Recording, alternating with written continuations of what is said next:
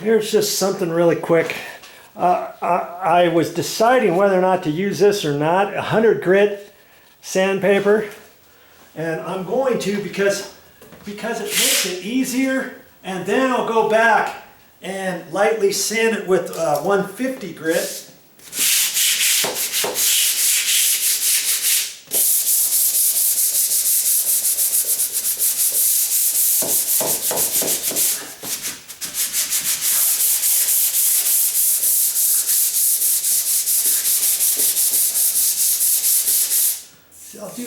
I'll do that on the entire jam.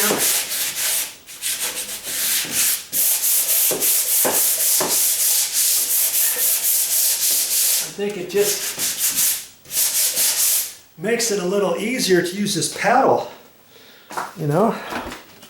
Let's see here. Get you up here. Got to be careful around that. My metal thing, I haven't put the masking tape on it yet. I want to sand first.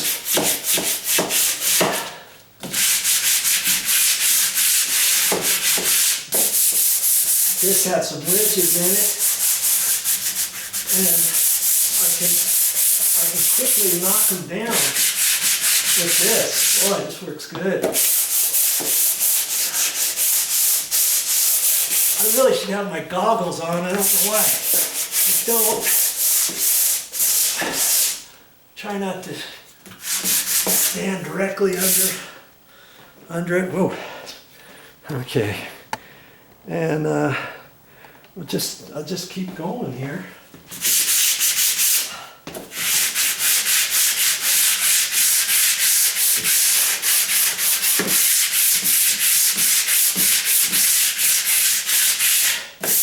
Just figured I should do a good once over on this.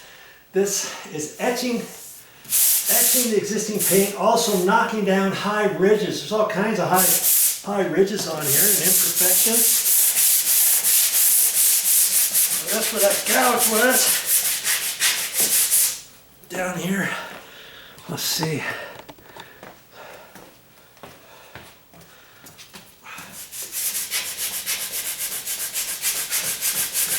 Might be able to get down far enough with this to where there's hardly anything there at all.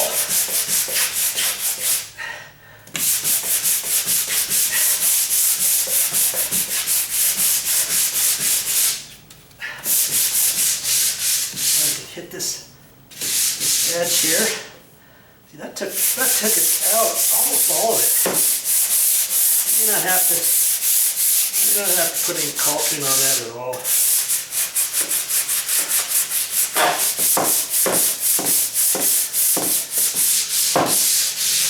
Hit that edge, make sure you don't leave a sharpness on it. Okay. And then could I use the same thing for the door casing? A little bit of the casing I could, this flat bit. You know, and maybe a little bit more, but I'll get into it with smaller, like this. This just is going to help the paint stick on here. I don't have to do it as much. I'm using that 100 grit, an old piece of sanding paper. Okay. And if I want, after that, I can use my 50 grit, 150 grit. Okay, I've got it setting right here. And I'll use that too. But see, on the big stuff, that actually went good. Now granted, I wouldn't suggest using the big paddle and 100 grit sandpaper and then paint over that directly. Without doing the 150, I just kind of decided that. Now that if I do it again, that's what I'll do before painting. But can you imagine if I tried to do this whole thing with 150? And if I needed to knock certain things down, it'd be harder to do right at first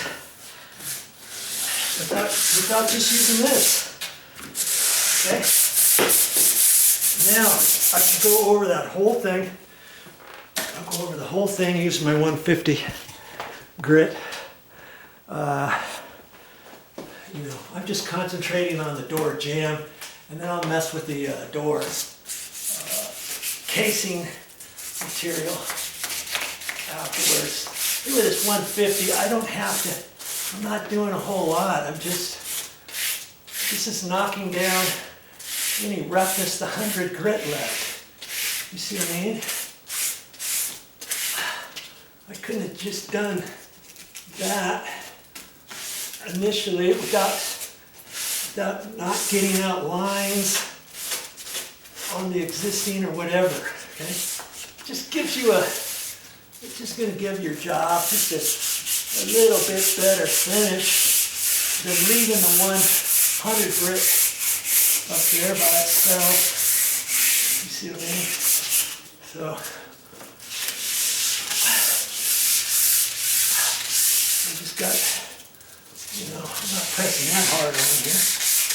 It's hard enough to make it come down into my eyes. Right in there. Okay. Yeah.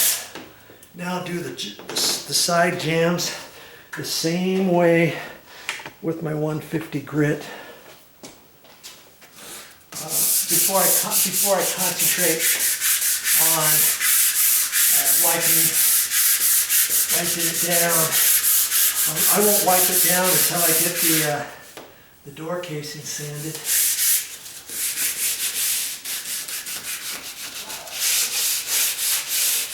It is all in the prep. If you do a good job on the prep, you'll see things that you wouldn't have seen, you'll feel things you wouldn't have felt, and you'll just get a better job when you're painting doors, door frames, and door casings, window stools, baseboards, you name it. Finished stuff that you see rather than just walls, you want to make them look good.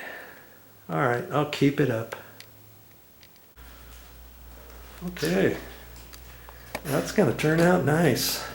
Well, that's all I got for this time, but I'll be back with more videos. I hope to see you again, and I'll show you some more on these doors and beyond. I still got some other things to do at this condo renovation, so keep watching the episodes.